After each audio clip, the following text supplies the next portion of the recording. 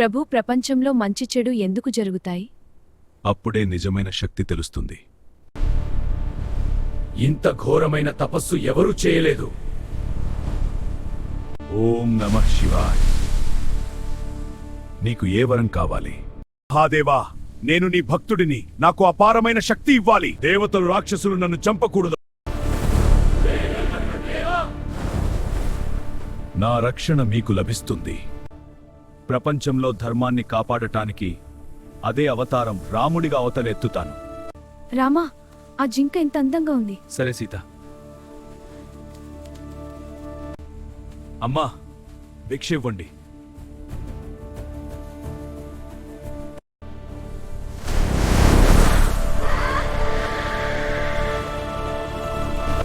సీతమ్మను వదిలి రావణా! శివుడు హనుమంతుడిగా అవతారంలో హనుమాన్ రూపంలో జన్మించాడు. ప్రభూ, నేను మీ సేవకుడిని. నేను లంకకు వెళ్లి సీతమ్మను కనుగొంటాను.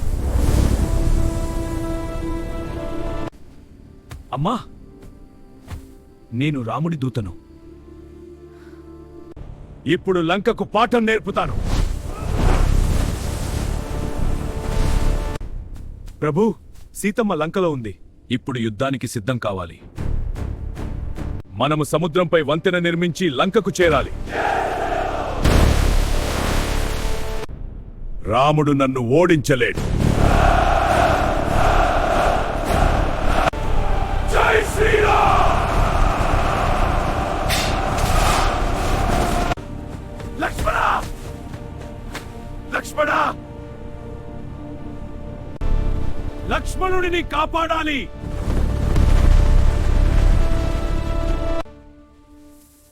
అన్నయ్య, నేను తిరిగి యుద్ధానికి సిద్ధం.